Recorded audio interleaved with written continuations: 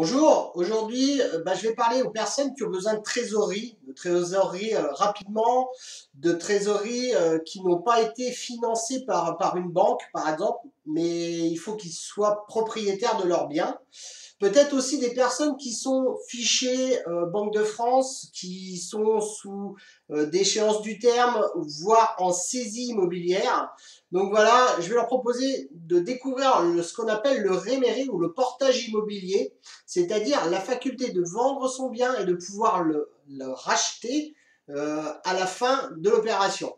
Alors, pour vous expliquer tout ça, en fait, vous avez donc votre bien qui a une certaine valeur sur le marché.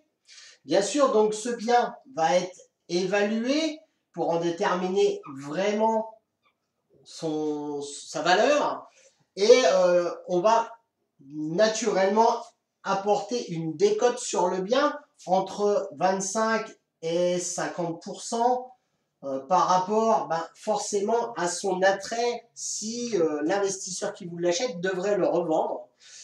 C'est-à-dire son emplacement, son état, les équipements qui peuvent le constituer.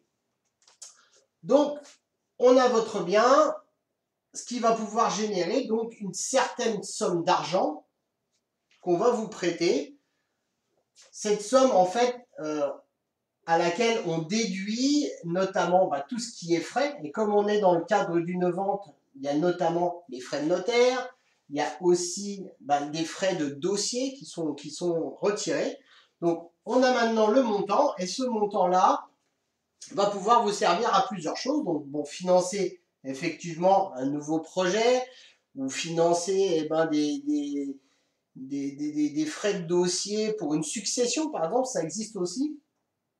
Peut-être effectivement faire en sorte que votre fichage n'existe plus en vous défichant au niveau de la Banque de France pour pouvoir effectivement refaire un prêt, assainir votre situation et acquérir à nouveau votre bien. C'est-à-dire, voilà, le principe c'est ça, mais le principe effectivement de cette partie qui est ici, le principe de se déficher, c'est surtout de ne pas perdre votre bien ou pouvoir, dans un deuxième temps, pouvoir aussi le revendre à une autre personne et ainsi pouvoir gagner un peu plus soit du temps, par exemple dans le cadre d'un prêt-relais.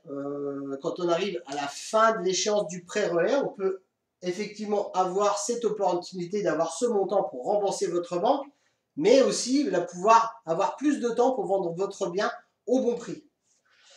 Un avantage certain de ça, c'est qu'aussi, vous n'êtes pas à la rue parce que, bien sûr, ici, on va vous donner l'opportunité de rester locataire de votre bien.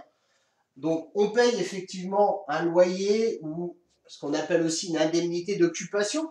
Il est généralement constitué de deux choses, un loyer mensuel et un précompte. Un précompte qui est posté sur un compte séquestre directement chez le notaire. Donc là, voilà, il n'y a pas de problème là-dessus.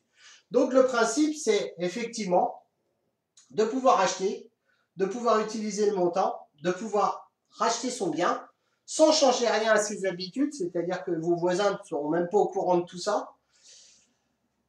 C'est des opérations qui peuvent, pour le réméré, atteindre 6 à 24 mois. Et pour le portage immobilier, jusqu'à 120 mois. Ça vous laisse suffisamment de temps pour trouver d'autres solutions et rétablir surtout votre situation financière. Voilà, chaque dossier étant différent, chaque projet étant différent, moi je vous invite à me contacter si vous avez plus de questions. Je suis Frédéric Charlier, dirigeant de tonprêt.fr. Courtier en prêt spécialisé en rachat de crédit depuis 2006. Voilà, à très bientôt, n'hésitez pas à me contacter.